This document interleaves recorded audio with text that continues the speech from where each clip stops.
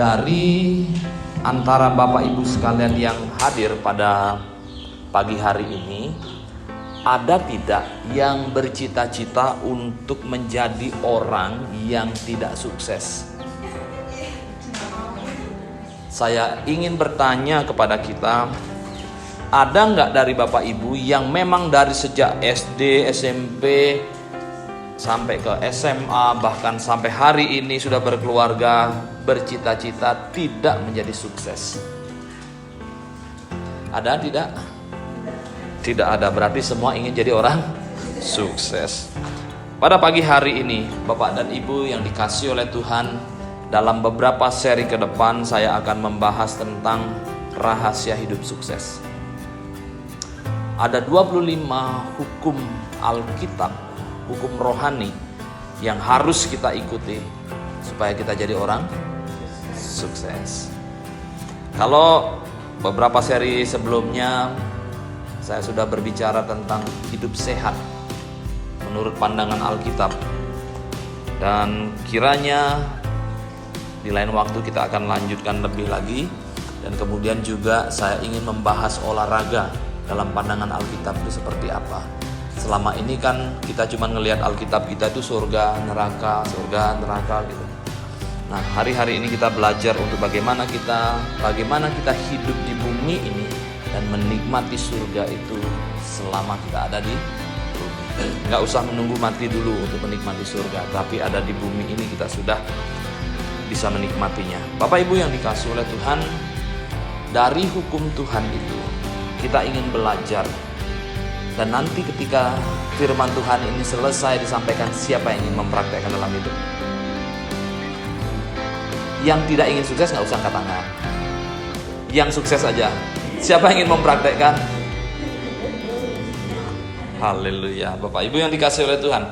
Nah, kita akan melihat dari Matius pasal 5 ayat 44 dan 45. Kita akan baca bersama-sama. 1, 2, 3.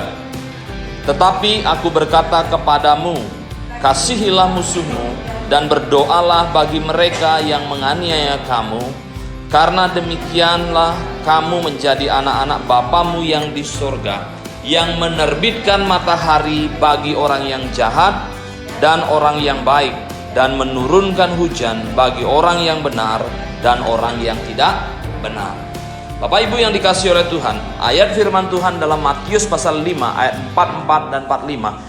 Di situ dia berkata bahwa kasihilah musuhmu, berdoalah bagi mereka yang menganiaya kamu, karena dengan demikian kamu akan menjadi anak-anak Bapamu yang di surga. Cermati setelah itu kalimat firman Tuhan. Apa katanya? Yang menerbitkan matahari bagi orang yang jahat dan orang yang baik, dan menurunkan hujan bagi orang yang benar dan orang yang tidak benar. Apa arti firman Tuhan ini, Bapak Ibu yang dikasihi oleh Tuhan? Allah Bapamu yang di surga itu menerbitkan matahari bagi mereka yang jahat, bagi mereka yang baik. Dia menurunkan hujan bagi mereka yang benar dan yang tidak benar. Tuhan itu menyediakan matahari itu kepada siapa saja, memberi hujan kepada siapa saja. Dengan kata lain, Bapak Ibu yang dikasihi oleh Tuhan, Tuhan itu memberikan peluang kepada siapa saja sama, baik kepada orang yang baik ataupun kepada orang yang jahat. Allah memberikan kesempatan, sekalipun kesempatan itu tidak sama, diberikannya kepada mereka. Nah, oleh karena Bapamu yang di surga memberikan kesempatan kepada siapa saja, memberikan peluang kepada siapa saja, maka rahasia hidup sukses dalam perspektif Alkitab adalah ada 25 hukum yang harus kita taati, tetapi pagi hari ini saya hanya ambil 2 saja. Yang pertama adalah hukum hikmat. Hukum hikmat itu ada 5 yang akan kita bicarakan. Yang pertama disebut dengan hukum kesempatan. Hukum kedua adalah hikmat. Yang ketiga hukum visi. Dan yang keempat hukum fokus. Yang kelima hukum perencanaan. Kelima hal ini ada dalam satu hukum yang disebut dengan hukum supaya Bapak Ibu bisa memahami. Jangan kemudian menjadi orang Kristen yang picik. Pikirannya sempit. Lalu karena kita ini beribadah kepada Tuhan dengan baik dan segalanya kita lakukan dengan baik, tetapi hidup perekonomian kita tidak menjadi lebih baik dengan mereka. Lalu kita komplain kepada Tuhan, Tuhan, saya ini loh orang taat. Ibadahnya itu loh Tuhan, kalau dihitung mereka 5 kali dalam satu hari, saya bisa 15 kali dalam satu hari berdoa. Tetapi kenapa hidup ekonomi saya tidak menjadi lebih baik dari mereka? Jangan-jangan dari ini ada yang hilang dari kita. Hukum hikmat yang pertama berbicara tentang hukum kesempatan. Seandainya waktu itu Bapak Ibu yang saya kasih dalam Tuhan, saya sudah belajar tentang hukum kesempatan, maka saya yakin hari ini saya tidak sedang berdiri di tempat saya mengabdikan hidup. Kenapa? Karena waktu itu kesempatan untuk menjadi pegawai di sebuah perusahaan terbesar di Asia dengan luas areanya 400 hektar, di mana paman saya menjadi direkturnya.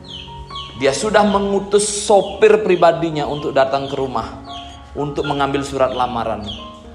Tetapi karena saya tidak mengerti hukum kesempatan, maka kesempatan itu terlewatkan.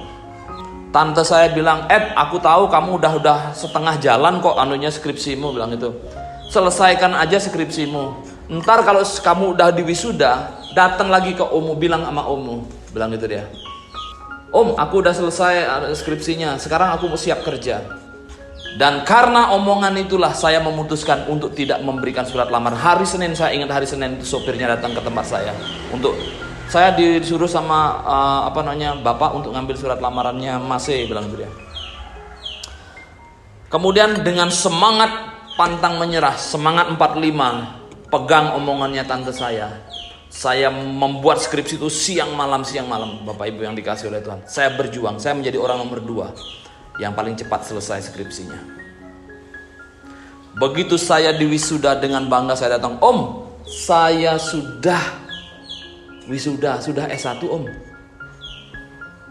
Kapan kira-kira saya bisa masukkan lamaran? Om saya menjawab dengan santainya, kesempatan itu datang satu kali. Yang lalu biarlah ngenesnya tuh di sini di dalam hatiku. Ngenesnya tuh di sini. Saya tidak sadar, saya belum mengerti hukum peluang. Orang sekolah jungkir balik, bahkan sampai utang sana sini, tujuannya agar dapat pekerjaan yang baik. Lomba sana sini, lomba sana sini, lomba sana sini. Tujuannya untuk kita dikenal orang, sehingga waktu kita selesai kuliah, kita ini gampang karena punya banyak sertifikat. Lah pertanyaannya lah, kalau seandainya waktu kuliah kamu sudah diberikan pekerjaan yang sangat layak untuk masa depanmu, kenapa nggak diambil? Saya kalau punya anak nih SMA dapat tawaran pekerjaan yang bisa menjamin masa depannya, saya kasih. Sekolah itu bisa belakangan. Orang sekolah itu jungkir balik, belajar siang malam supaya dapat penghidupan yang lebih baik di masa depan. Lah soalnya yang waktu itu tuh Edwin itu enggak tahu loh hukum kesempatan. Kalau seandainya tahu, saya enggak harus naik turun tangga lantai 3 tiap hari bolak-balik. Bapak Ibu yang dikasih oleh Tuhan, perhatikan baik-baik firman Tuhan tadi. Allah itu menciptakan kesempatan kepada siapa saja. Pemenangnya ada berapa? Ketika lomba lari maraton diikuti oleh 1.000 peserta. Ini 1.000 peserta lari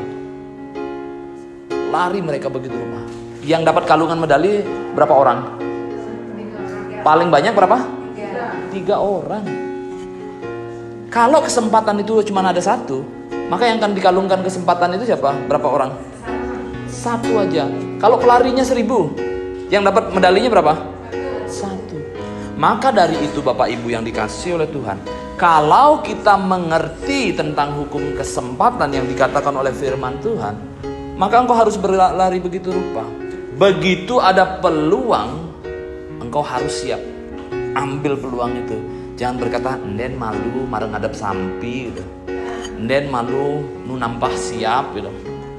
Begitu peluang datang satu kali dan engkau mengabaikan dalam hidupmu, kesempatan itu hanya datang satu kali. Orang lain akan ambil. Bukankah saya di sini sudah berkhotbah banyak sekali tentang bagaimana mendorong Bapak Ibu untuk membuka usaha? Sudah berapa banyak peluang yang engkau lewatkan dalam hidup?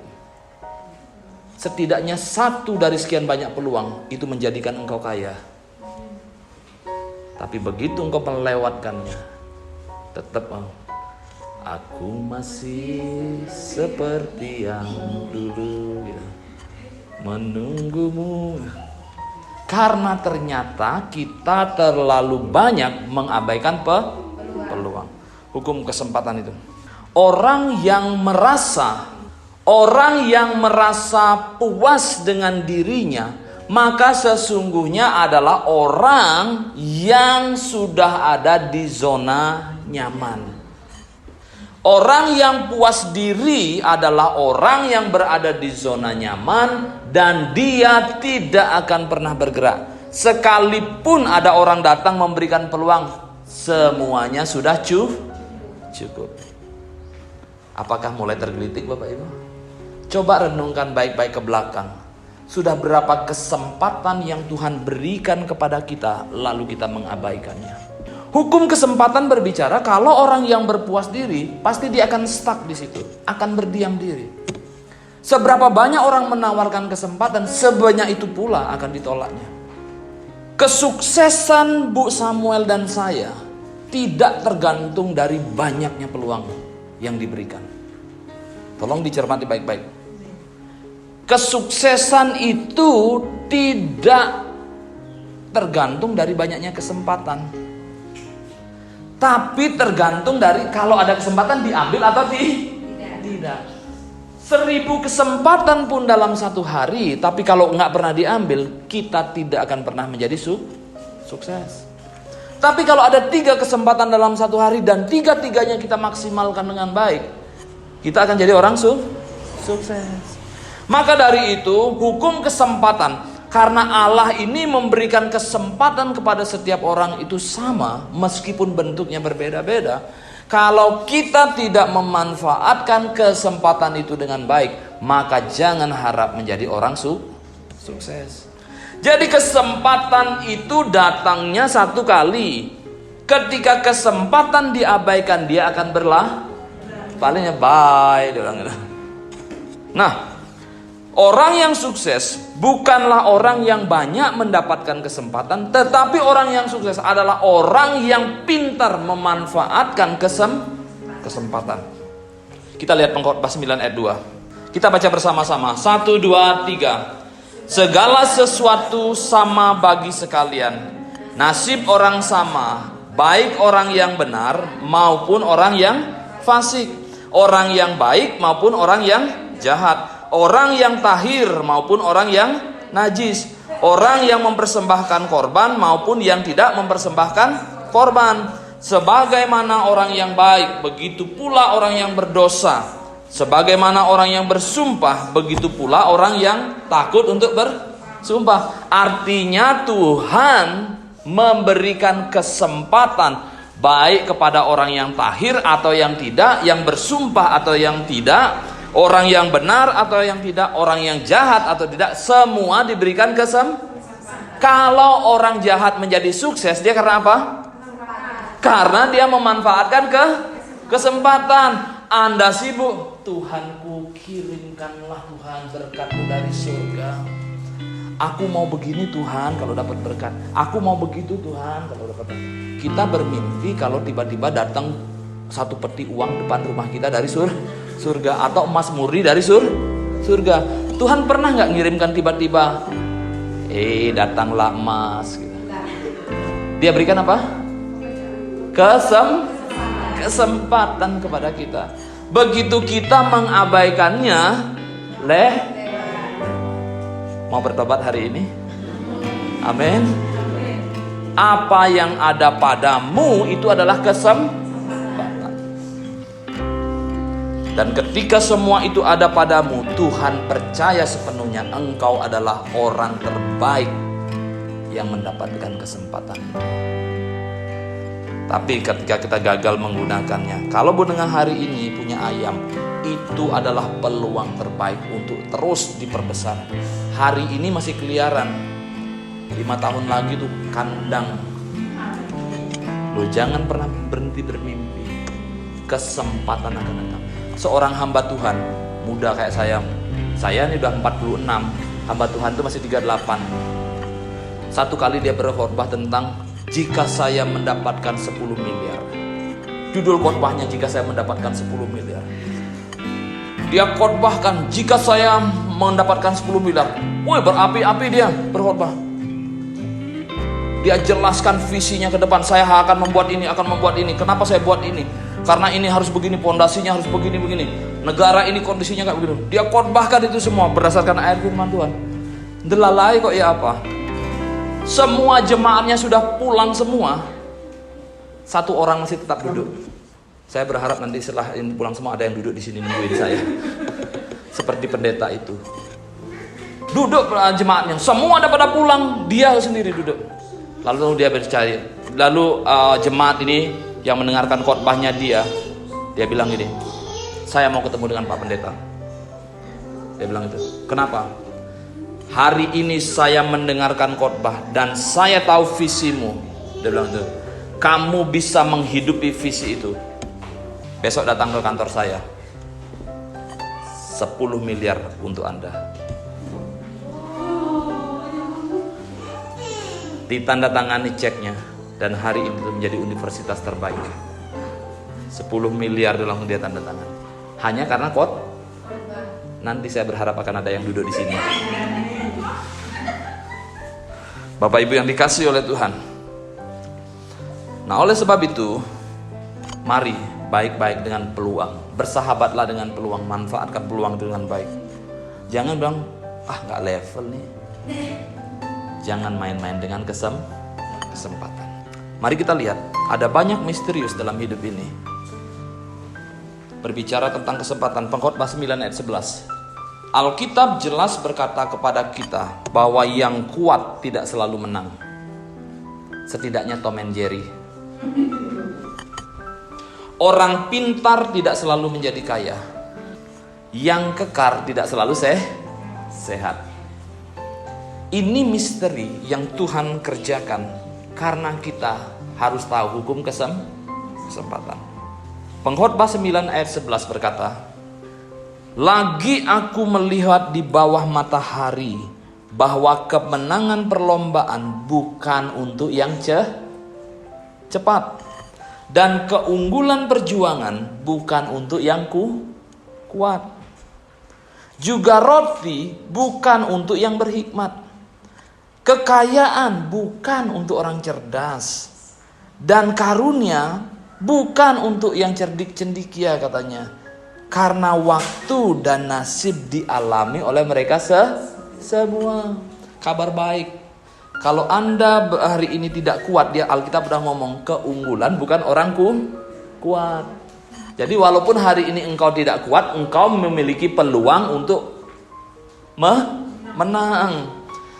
Keunggulan perjuangan bukan untuk yang kuat. Roti bukan untuk yang berhikmat. Kalau hari ini engkau tidak pinter, Tuhan ngomong, roti itu bukan ditentukan oleh hikmat. Kekayaan bukan untuk orang yang cerdas. Jadi kalau hari ini engkau tidak cerdas, Tuhan katakan ada hukum kesempatan. Karunia bukan untuk orang cerdik cendikia. Karunia bukan untuk orang-orang yang pintar, punya studi bagus. Tetapi karena waktu dan nasib dialami oleh mereka waktu dan nasib berbicara tentang Jadi kalau engkau mau jadi kaya katanya harus memanfaatkan peluang. Kalau engkau ingin menjadi pemenang, engkau harus memanfaatkan peluang. Kalau engkau mau menikmati roti dan ingin menjadi kaya, manfaatkan peluang. Selanjutnya, mari kita lihat Matius 7 ayat 24 sampai 27. Kita akan baca bersama-sama. 1, 2, 3. Setiap orang yang mendengarkan perkataanku ini dan melakukannya, ia sama dengan orang yang bijaksana yang mendirikan rumahnya di atas batu. Kemudian turunlah hujan dan datanglah banjir. Lalu angin melanda rumah itu, tetapi rumah itu tidak rubuh, sebab didirikan di atas batu. Tetapi setiap orang yang mendengarkan perkataanku ini dan tidak melakukannya, ia sama dengan orang yang bodoh yang mendirikan rumahnya di atas pasir. Kemudian turunlah hujan dan datanglah banjir. Lalu angin melanda rumah itu sehingga rubuh rumah itu dan hebatlah keruh. Apa kata firman Tuhan? Katanya setiap orang yang mendengarkan perkataanku. Artinya bahwa setiap orang diberikan kesempatan yang sama untuk mendengarkan firman Tuhan. Kemudian kalau dia orang yang bijaksana, ia mendirikan rumahnya di atas batu. Berarti setiap orang yang mendengarkan firman Tuhan itu diberikan kesempatan untuk mendengarkan dan diberikan kesempatan untuk membangun rumahnya di atas batu. Tetapi ketika kesempatan itu diberikan kepada semua orang, ada orang yang memilih menggali batu dan kemudian membangun rumahnya. Tetapi ada orang yang tidak mau soro, tidak mau susah, dia bangun rumahnya di atas pasir. Kesamaan berikutnya adalah Tuhan memberikan hujan, angin, cuaca buruk sama kepada mereka yang membangun rumahnya di atas batu dan kepada mereka yang membangun rumahnya di atas pasir. Dan setelah itu ada harga yang harus dibayar. Yang rubuh adalah rumah yang dibangun di atas pasir. Maka dari itu Bapak Ibu yang saya kasih dalam Tuhan, firman Tuhan jelas berkata, kepadamu diberikan semua kesempatan, take it or leave it. Anda mau ambil atau mau tinggalkan, ada resiko yang Anda tanggung. Kalau kemudian engkau rumah tanggamu menjadi kokoh, finansialmu menjadi kokoh, ekonomimu menjadi kokoh, keluargamu menjadi kokoh, itu karena pilihan yang kau ambil. Tapi ketika kemudian ekonomimu menjadi ambruk dan kerusakannya menjadi luar biasa dan hebatlah kerusakannya, karena fondasimu tidak kuat, karena engkau mengabaikan peluang.